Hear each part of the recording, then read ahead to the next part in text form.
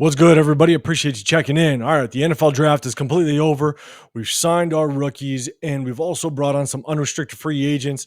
And so now it's time to kind of take a look at free agency, right? And see what holes did we not address or positions we didn't address in the NFL draft and what's left in free agency. What are some names that we could possibly pick up if we didn't get either the starter or the depth piece that we wanted in the NFL draft? So let's kind of go over that. If you can, please like this video, subscribe, turn those notifications. I'm doing my next giveaway at 3,000 subscribers. So if you want to get involved in that, hit that subscribe button. I would definitely appreciate it. So as it stands right now, we got 18 million currently in salary cap, but that doesn't take into consider Michael Gallup. We did bring him on, the receiver that formerly played for the Dallas Cowboys. He can earn up to 3 million. I don't know what the exact contract details are. I believe he's going to get about $1.5 million. That's what might hit our salary cap. And so let me know in the comments down below if you know those details. I tried to look them up, couldn't find them, but I don't think it's going to put a big dent at all into what our number looks like. So as it stands right now, we're roughly around 18 million. But remember, the Jimmy G money hits after June 1. And so that's going to give us about another 24 million on top of that, roughly 18, again, minus what Michael Gallup is going to receive. And so we have a lot of money to play with. And so I wanted to kind of touch on the free agents, and I'm gonna talk about the offense in this video. I'll do another video regarding the defense, but on the offense, we're going to talk about that one. So let's kind of jump into it. First, let's take a look at our depth chart. We're going to take a look at the quarterbacks first. Obviously, we didn't trade up for a quarterback like a lot of people wanted to, and we didn't draft one late either. But currently, as it stands right now, we got Aiden O'Connell, we got Gardner Minshew, as well as Anthony Brown Jr., and then unrestricted free agent, we got Carter Bradley. And so, guys, it's going to be a battle. If anything, it's just going to be a battle at the quarterback position between Aiden O'Connell and Gardner Minshew. I know there's some people really liking what Anthony Brown Jr. brings to the table, but I think reality is it's going to be a battle between Aiden O'Connell and Gardner Minshew. And so because we didn't address it in free agent or in the draft, let's take a look at some of the free agent quarterbacks out there. And as of right now, if we take a look at who's actually just available when it comes to quarterbacks, we got Ryan Tannehill, Brian Hoyer. Obviously, he was our former backup quarterback. We're not bringing him back. Blaine Gabbert, AJ McCarron. So just taking a look at these quarterbacks that are currently available, I don't see anybody that I think would move the needle when it comes to quarterback play. And if you did want to look at Ryan Tannehill, I think he's at best a backup in this league, and he's going to want more money than I would be willing to give up. And so I really don't see what if there is really a quarterback that I would bring in. And so let me know in the comments down below if there's someone on this list that you would like to see us bring in and give a shot. And so that's kind of when it comes to quarterbacks, I think our quarterback room is sitting where it's at. And then next up, we got the running backs. Got Zamir White, Alexander Mattison, Amir Abdullah, and our 6th-round rookie, Dylan Lobby. So we look like we're going to be a running back by committee type of backfield. And so Zamir White's most likely going to lead that backfield. But I'll tell you right now, Alexander Mattison, I still believe he has something to prove and is going to want to prove something. And so let's take a look at the free agents. So when it comes to the free agents, and we'll filter this to the running back position. When it comes to me, I really don't see any running backs, again, that will completely move the needle that I'd want to bring in and allocate money to. Because one thing also, keep in mind, you can roll over your salary cap to 2025. Now, you don't want to do a lot of that. You also want to make sure that you have enough for injuries. Later in the season, if someone gets injured, you want some money to bring in a free agent due to injury. So going through this list, Damian Harris is at the top of the list. Cam Akers. Cam Akers is a name that, could you bring in just to kind of battle a little bit just in case? Possibly. You got Kareem Hunt out there that was always looking for a job. He was searching for a job last year. The only person that I could possibly think about bringing in is, you got two names. You got Jerick McKinnon. He still can be a viable third option if a running back goes down, and possibly Josh Kelly. Last year when Austin Eckler went down, Josh Kelly stepped in. Now, he didn't do a great job, but the thing is that he could be a third string type of running back that could run between the tackles just in case you need him. Again, this is maybe not picking him up now, but maybe later, prior to the season starting. And so, but again, on this list, I really don't see a whole lot of names that I would want to bring in at the running back spot. My my thing is, I think our running back room is pretty solid as it stands right now, and Zamir White's got to prove himself still. Yes, he played a handful of games when Josh Jacobs wasn't playing, but he still has something to prove as well, and I think he's going to play with that chip on the shoulder. And so let me know in the comments down below. Do you think there's a running back out there that you would like us to possibly bring in and add to this running back room? So next up, let's look at the receivers, right? We got Devonta Adams, Jacoby Myers. They're going to be our two starting wideouts playing off on the edge. And then behind them, you got Trey Tucker, you got DJ Turner, Legit Griffin, Jeff Foreman. Now, obviously, we brought in Michael Gallup, which Michael Gallup was one of the guys that I wanted to bring in.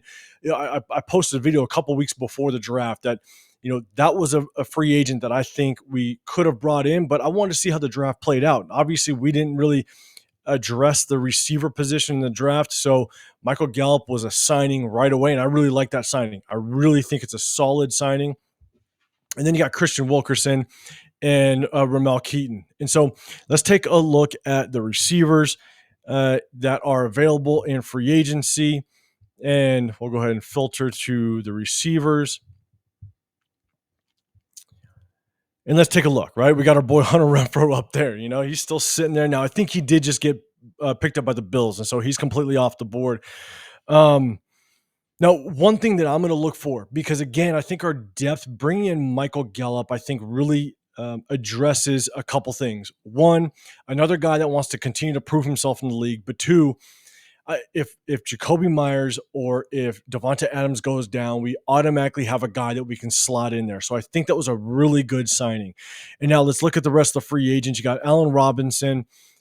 His previous salary was roughly around $15.5 million. He's obviously not going to get that. You have Tyler Boyd sitting out there as well. I don't know if we need another big name receiver this year. I don't think that we need to spend that much money on a big name receiver. And so all these guys top of the list, Hunter Renfrow, Allen Robinson, Tyler Boyd, Michael Thomas, I don't see any reason to bring those guys in. Now, the one thing that I do want to possibly look at, if there's an option, is somebody with speed, because as of right now, the only guy that we have on our roster from last year, okay, that we haven't really seen or has been proven yet, is Trey Tucker, right? Trey Tucker is a speedster. I have some questions when it comes to his hands, but the thing is that I think we need to bring more speed to this receiver core, because we have so many offensive threats that can play from the line of scrimmage to about 20, 25 yards, right? Devonta Adams, Jacoby Myers, Brock Bowers now, Michael Mayer, all these guys, even Michael Gallup, he's no longer that speedster that's going to beat you out on top. We got a lot of guys that can play underneath, but we have very few guys that can take the top off. Now, there is a rookie, an undrafted free agent that we did bring in that I'm going to do a video on specifically, because I think he's going to be able to earn his spot on this 53-man roster, and I think he's going to be able to produce on the offensive side of the ball. And so, but I'll put a video out on him specifically, so watch out for that. The only guy on here that I think, and this is more kind of a strategic move, is maybe look at Mecole Hardman. Mecole Hardman's obviously going to be coming from Kansas City. He's still a young receiver. He still has a little bit of speed to him, but what you can do is kind of bring him in, and maybe you get a little bit of insight as to what that Andy Reid offense looks like. So anytime you can get a little bit of intel on your opponent, I wouldn't be opposed to bringing him in. And there's a good chance that we could probably bring him in around that $2 million contract. Again, we have a lot of cap space. We have a lot of money to spend. Why not bring him in? He could possibly add to the speed of the receiver room, and you get to get a little bit of intel on what that Andy Reid offense looks like. So, guys, let me know in the comments down below what you think about the receiver room, and do you think there's a guy you see maybe at the top of this list that you might want to bring in? And so I'm going to kind of skip over the tight ends. I really don't think we need to address tight ends at all. We got Brock Bowers, our number one draft pick. We have Michael Mayer. We have Harrison Bryant and Zach Gentry. And so I think that's pretty solid. I think that's probably what our tight end room is going to look like. And now let's take a look at the offensive line. All right, as a whole, the offensive line, we addressed our interior core, right? Andre James, we brought him back.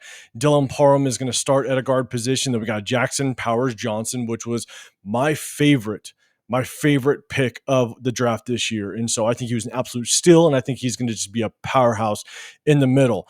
Now, we also have Thayer Mumford at the right tackle position. We did bring in Delmar Glaze. Right here, they have him listed as a guard, which is really funny because there was a lot of people, there's a lot of NFL experts that were kind of breaking him down. They thought that he might be better suited as a guard, but obviously we drafted him. He was kind of a swing tackle, played right and left tackle.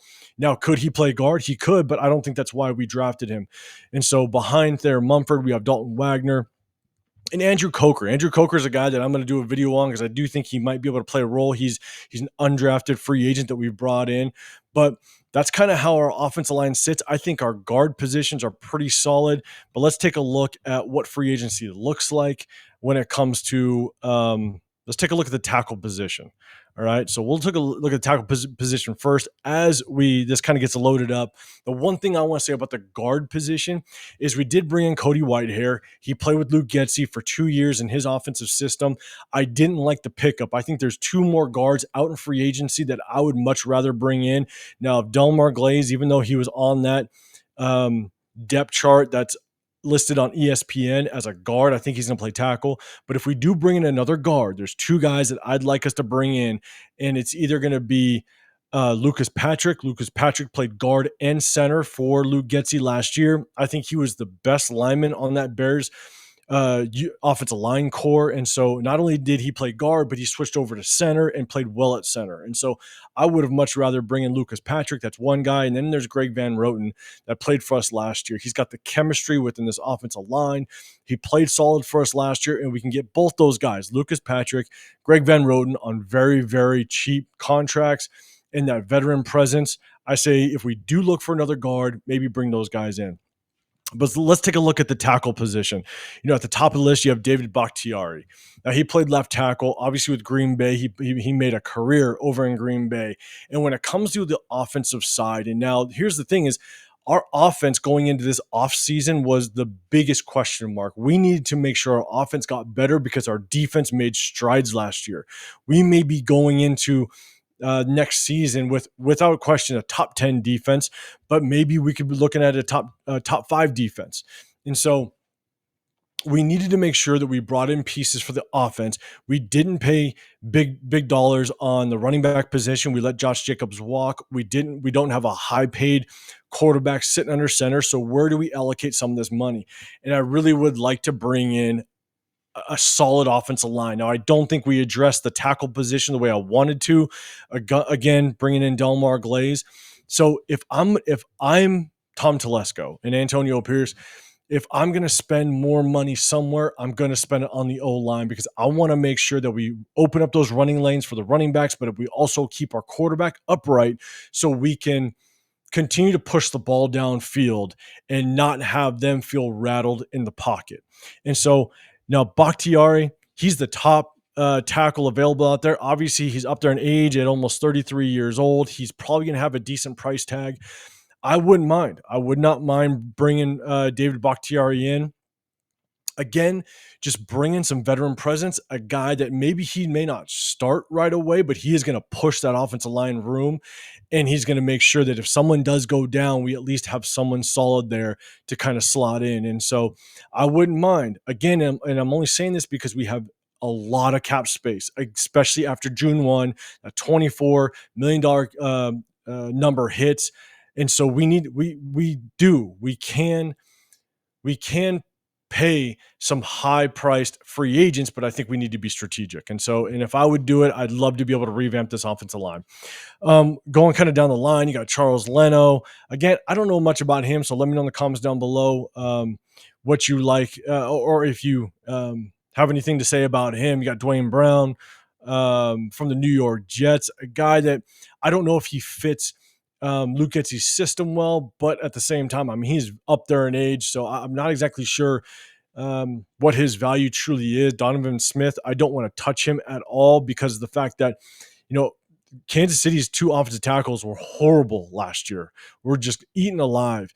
And so I wouldn't want to touch any of those guys. And so, going down this list, I just don't see anybody that I would want to necessarily bring in. And so let me know in the comments down below, guys, what you think. Again, if I were to bring in somebody, I wouldn't mind taking a swing at David Bakhtiari when that 24 million hits post June 1 and really try to solidify this offensive line, especially if we have injuries. And so that's kind of my take, guys. That's kind of where I'm at. Let me know in the comments down below how you feel about it. I appreciate you sticking through me with this video. Again, I'll be breaking down the defensive side in my next video. And then after that, I'll be kind of diving into the unrestricted free agents because I think that there are 2 to 3 unrestricted free agents that we brought in that are currently on our roster that I think can help us not only make this 53-man roster, but actually have a role in our offense and defense. And so, guys, let me know in the comments down below if you can, please. Again, like this video, subscribe, turn those notifications. My next giveaway is at 3,000 subscribers. So if you want to be included in that, hit that subscribe button. So I appreciate you guys. Have a great rest of your day, and I'll see you guys on the next one. I'm out.